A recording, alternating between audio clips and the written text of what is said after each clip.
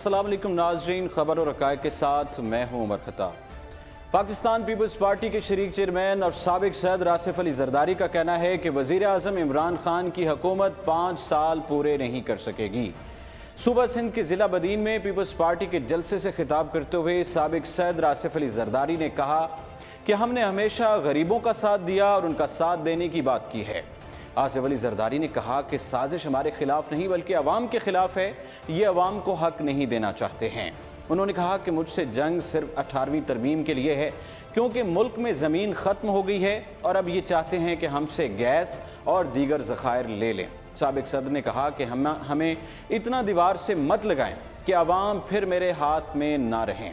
उन्होंने कहा कि हर चीज़ की कीमत में 50% इजाफा हो गया और गरीब आदमी हुकूमत को बद्दुआ दे रहा है। पीपल्स पार्टी के शरीक चेयरमैन ने कहा कि आपको इल्म ही नहीं कि डॉलर ऊपर जा रहा है और आपको को टीवी से इल्म होता है। उन्होंने अपने दौरे हुकूमत का हवाला देते हुए कहा कि हम डॉलर पर नज़र रखते थे और बिजली की कीमत में इजाफे के लिए मुझे फ़ोन किया जाता था। इस पर बात करने के लिए अभी हमें ज्वाइन किया है इकबाल शाहिद साहब ने, जो कि सीनियर तज्ज़ियाकार हैं, प्रोग्राम एंकर भी हैं, थिंक टैंक के नाम से अपना प्रोग्राम भी कर रहे हैं। सर अस्सलाम वालेकुम। वालेकुम सलाम जी, मतलब कैसे हैं? सर कैसे हैं आप? अल्लाह का फजल। सर आज इस्लामाबाद में विफाकी काबीना का इजलास हुआ है इमरान खान की ज़ेर सदारत और बिलावल भुट्टो जरदारी और वज़ीर आला सिंध मुराद अली शाह का जो नाम है ECL से निकालने की मंजूरी दे दी है बाकायदा तौर पर। ठीक है, असल में उमर खताब साहब ये हम नॉन इशूज़ के ऊपर इस हद तक चले जाते हैं और मुखालफत में इस हद तक भी कई दफ़ा चले जाते हैं। जी जी, दोनों फरीक हैं, बस ECL में नाम डालना किसी आदमी को मुजरिम साबित नहीं करता। अब सूरत यह है कि जब इन लोगों के नाम पड़े हैं तो सारी आवाम को पता चला कि ECL में नाम है तो ये कोई खास बात होगी। हालांकि पाकिस्तान में आप अगर डाटा निकलवा के देखें तो सैकड़ों लोगों के नाम जो है ECL में कई सालों से हैं।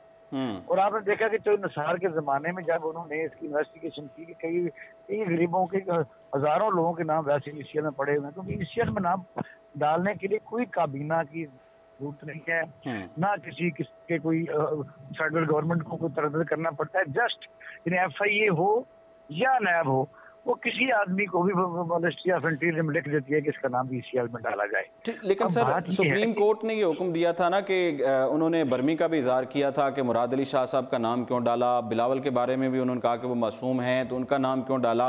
तो फिर हुकूमत ने वक्त मांगा था, इसीलिए आज काबीना का इजलास हुआ है और उन्होंने बेलाखिर फैसला कर दिया है और उन्होंने तहरीरी तौर पर इसकी जो है वो मंजूरी दे दी है। नहीं, मैं समझता हूँ किया है। असल में तो ये भी इस वक्त PT की हुकूमत को मैं समझता हूँ ज्यादती हो कि जब चीफ जस्टिस ऑफ पाकिस्तान ने कहा था तो उसी वक्त निकाल देना चाहिए था, इतनी बड़ी बात नहीं थी। क्योंकि ECL में नाम डालना किसी को मुझे भी नहीं करता और खास तौर पर अगर डल जाता है, डल भी जाए तो दूसरा फ्रीक भी जब मर्जी इजाजत लेके बाहर जा सकता है। और ब्लैक लिस्ट हो तब भी आपने अभी रिसेंटली देखा कि शहबाज शरीफ का ब्लैक लिस्ट में नाम है, हाईकोर्ट ने दे दी है। जी जी बिल्कुल, ये नाम निकलते रहते हैं और ऑटोमेटिक भी निकलते रहते हैं, बस जरूरी नहीं है कि उसके लिए कोई बड़ी दरखास्त देनी पड़े। ठीक है, आसिफ अली जरदारी ही की बात करें तो उन्होंने आज बयान दिया है कि जो PTI की हुकूमत है वो 5 साल पूरे नहीं कर पाएगी। इसमें आपको कितनी सदाकत नजर आती जो उन्होंने ये बयान दिया है? देखो, ये पॉलिटिकल तरीकाकार होते हैं, ये जॉब पेज होते हैं, फील्ड होते हैं। उन्होंने काम तो इस बार करना शुरू कर दिया हुआ। आपने देखा कि जिस वक्त सबसे बड़ी तो ज्यादती है कि फवाद चौधरी जो हैं जब वो चढ़ दौड़े हैं सिंध की हुकूमत के ऊपर, वहां जाके और अला ऐलान कहते रहे किसी के मैंडेट की इससे बड़ी क्या तौहीन हो सकती है। तो ये तो कौन सा मुल्क में कोई ऐसी कोई खास इमरजेंसी लग गई थी कि आप सिंध हुकूमत को गिराने के लिए फिर वहां आप गए हैं और फिर ये अगर आप गए हैं तो फिर रिएक्शन तो आएगा।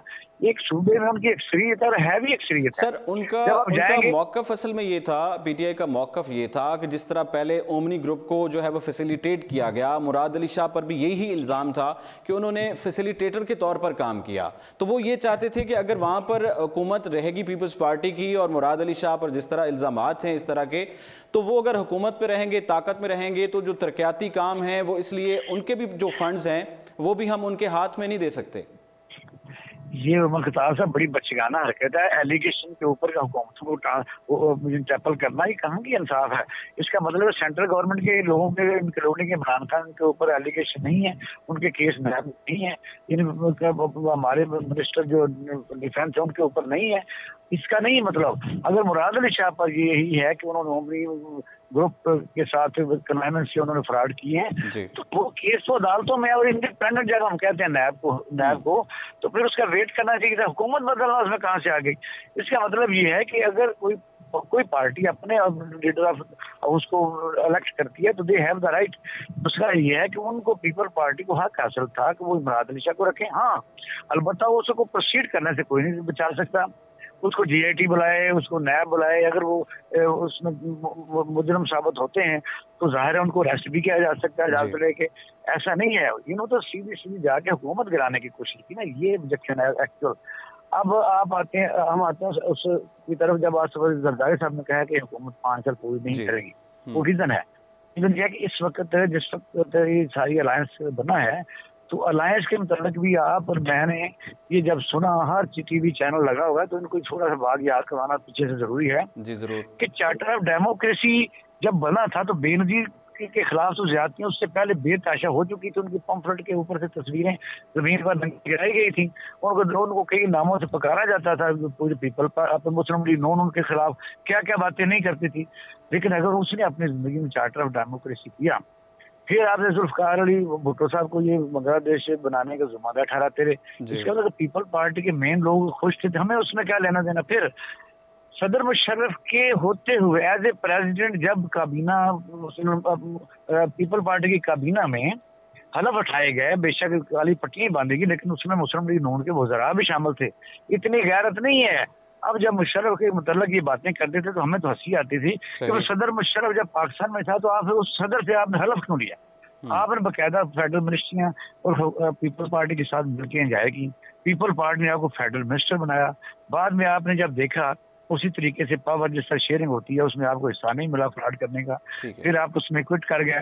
फिर आप देखें कि जिसको डाकू चोर कहते रहे पीपल पार्टी वाले काफ लीग को, और उन्होंने बाद में पैट्रियट बना के हुकूमत भी करते रहे काफ लीग वाले। तो जिस वक्त जुल्फकार वही चीज दोहराएगी है ना कि मुस्लिम लीग नून और पीपल्स पार्टी एक दूसरे पर जिस तरह तनकीद करते रहे, जिस तरह के बयानात देते रहे, और 1-2 दिन पहले जब इनकी मुलाकात हुई है तो इनकी कॉन्फ्रेंस भी हुई है और इत्तेहाद हो गया अपोजिशन का। तो ये जो इत्तेहाद हुआ है ये अपने आप को एहतसाब से बचाने के लिए ये है या हुकूमत को टफ टाइम देने के लिए है?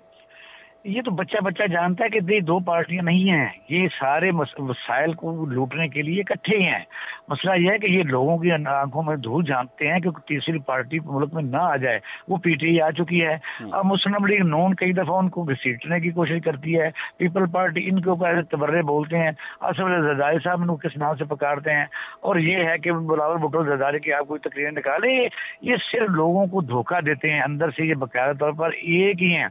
और आपने देखा लास्ट एंड के ऊपर जब इन्होंने ये अलाई बने हैं तो उसमें पुराने भी चीजें हिस्ट्री के साथ साथ निकालो। ये सारे लोग वसाइल लूटने में इकट्ठे ही हैं। असल में तो यह है कि पाकिस्तान में पहली दफा एक तीसरी पार्टी आई है जिसका नाम पाकिस्तान तहरीक इंसाफ है।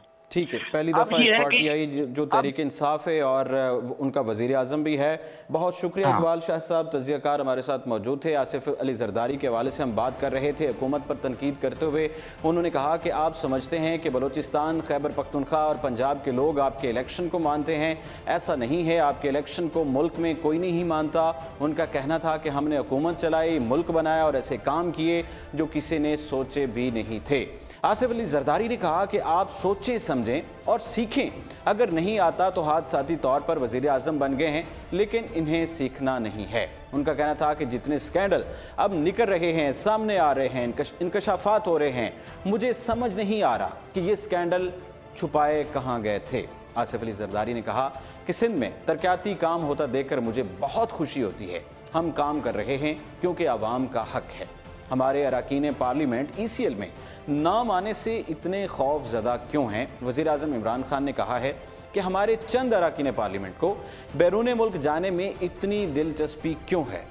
इन्हें तो अभी बहुत काम करने हैं। समाजी राब्ते की वेबसाइट ट्विटर पर अपने एक पैगाम में वज़ीर आज़म का कहना था कि हमारे कुछ अरकान parliament exit control list ECL से इतने खौफ ज़दा क्यों हैं और ये बैरून मुल्क जाने में इतनी दिलचस्पी क्यों ले रहे हैं? अपने बयान में वज़ीर आज़म का कहना था कि मुल्क से बाहर जाने वाले रुकन पार्लियामेंट के ज़िम्मा पाकिस्तान में करने के लिए बहुत से काम हैं। वज़ीर-ए-आज़म इमरान खान ने कहा कि ऐसे अरकान असम्बली भी हैं जो मुल्क से बाहर जाए बगैर नहीं रह सकते, जबकि बाज़ तो बैरून मुल्क रिहायशी इजाज़तनामे और अकामे लिए हुए हैं। अपने एक और ट्वीट में इमरान खान ने सवाल किया कि एक जानिब अरकान पार्लियामेंट पाकिस्तान से हकीकी इश्क और मुल्क के लिए दिन रात काम करने के दावे करते हैं, क्या इनमें से कोई मुल्क से बाहर जाने की अजीबो गरीब रस्म की वजाहत कर सकता है? वज़ीर-ए-आज़म के बयान पर रद्द अमल देते हुए पाकिस्तान पीपल्स पार्टी के चेयरमैन बिलावल भुट्टो जरदारी का कहना था कि सिर्फ अपोजिशन अरकान का नाम ईसीएल में शामिल करना मज़े का खेज है। उनका यह भी कहना था कि अपोजिशन के अरकान पर पाबंदी लगाकर हुकूमती अरकान जो हैं वो सफ़र कर रहे हैं। बिलावल भुट्टो जरदारी ने यह भी कहा कि वज़ीर-ए-आज़म इंसानी हकूक़, नक्लो हरकत की आज़ादी समझ नहीं सकते हैं और वज़ीर-ए-आज़म के ट्वीट पर रद्द अमल देते हुए उन्होंने ये भी कहा कि हम क्यों खौफज़दा होंगे, इस कठपुतली हुकूमत को क्या मालूम। अपनी बात को जारी रखते हुए उनका यह भी कहना था कि हम इस जमात से ताल्लुक़ रखते हैं जिसकी क़यादत और कारकुनान कुर्बानी देते हैं। उन्होंने मज़ीद कहा कि हम आमरों, फांसी घाट, बम धमाकों और दहशतगर्दी से नहीं डरने वाले। तो ऐसा कैसे हो सकता है कि हम बेनामी वज़ीर-ए-आज़म से डरेंगे? मुल्क से बाहर जाने से मुताल्लिक सवाल के जवाब में बिलावल भुट्टो जरदारी का कहना था कि मेरा मुल्क से बाहर जाने का कोई शौक़ नहीं है। आज कौमी असम्बली का इजलास हुआ जिसमें 72 अरकान गैर हाजिर हुए। उसकी वजूहत क्या है? स्पीकर कौमी असम्बली असद कैसर की सरबराही में इजलास का आगाज़ हुआ तो उसमें 72 अरकान असम्बली शिरकत नहीं कर सके, जिनकी रुकनीत इलेक्शन कमीशन ने गोशवारे जमा ना करवाने पर मुअत्तल की हुई है। वज़ीर मुमलिकत बराए दाखिला शहरियार आफरीदी, वफाकी वज़रा Fawad Chaudhry, Aamir Kiani, deputy speaker assembly Qasim Suri, BNP Mengal के सरबराह सरदार अख्तर मैंगल, मुस्लिम लीग नून के एहसन इकबाल व दीगर शामिल हैं। इजलास के आगाज़ में स्पीकर कौमी असम्बली ने अरकान की रुकनीत मुअत्तल होने से मुतालिक एलामिया कौमी असम्बली इजलास में पढ़कर सुनाया और कहा कि मुअत्तल अरकान कौमी असम्बली के इजलास समेत कायमा कमेटियों की कार्रवाई में भी हिस्सा नहीं ले सकते हैं।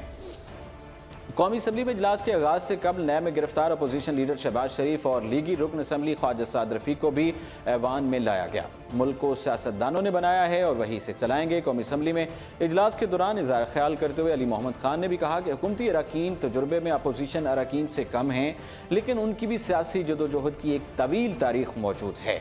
उन्होंने कहा कि सबको मालूम होना चाहिए माजी में क्या होता रहा है। हम पाकिस्तान की खिदमत करने के लिए आए हैं, ताहम सवाल पूछना अपोजिशन का हक है। एहतसाब सबका होना चाहिए। हम ऐसी मिसाल कायम नहीं होने देना चाहते कि नवाज शरीफ ऐवान में नहीं आए तो इमरान खान भी नहीं आएंगे।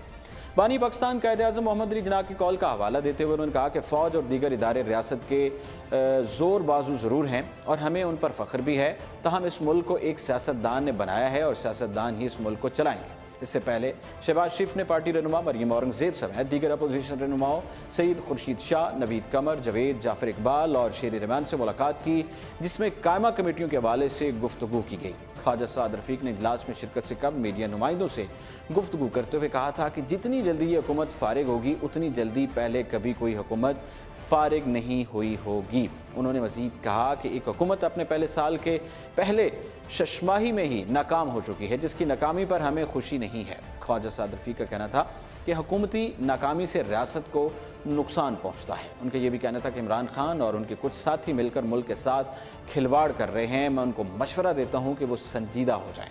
पाकिस्तान पीपल्स पार्टी के रहनुमा सईद खुर्शीद शाह ने तस्दीक की है कि हुकूमत और अपोजिशन के दरमियान कायमा कमेटियों का मामला तय पा चुका है। उन्होंने बताया कि हुकूमत अपोजिशन को 18 कमेटियों की चेयरमैनशिप देने पर रजामंद हो गई है, ताहम इम्कान है कि इसमें इजाफा भी हो सकता है। एक सवाल के जवाब में सईद खुर्शीद शाह का कहना था कि chairman peoples party Bilawal Bhutto Zardari को किसी भी कमेटी का चेयरमैन बनाने का ताहाल फैसला नहीं हुआ है।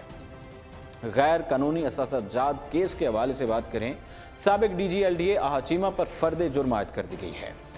लाहौर की एहतसाब अदालत में नाजायज़ असासाजात केस में लाहौर डेवलपमेंट अथॉरिटी LDA के साबिक डायरेक्टर जनरल DG आहा चीमा पर फर्द जुर्म आयद कर दी गई है। एहतसाब अदालत के जज नजमुल हसन ने आचीमा के खिलाफ बदउनवानी के रेफरेंस की समाअत की, जिसमें आचीमा के जुडिशल रिमांड में 14 रोज़ की तोसी भी की गई। दौरान समाअत कौमी एहतसाब ब्यूरो नैब के वकील ने अदालत में मौक़िफ़ इख्तियार किया कि आहा चीमा ने अंदरून और बैरून मुल्क अरबों रुपए के नाजायज़ असासाजात बनाए, जबकि खुद आहा चीमा के असासाजात की कुल मार्केट वैल्यू 60 करोड़ रुपए के करीब है। नए वकील ने अदालत को बताया कि आहा चीमा ने अपने ख़ानदान के अफराद के नाम पर बेनामी जायदादें बनाई, जिसमें एहलिया साइमा अहद, वालिदा नुसरत अफजा, भाई अहमद सऊद और बहन सादिया मंसूर शामिल हैं, जिनके नाम पर जायदादें मौजूद हैं।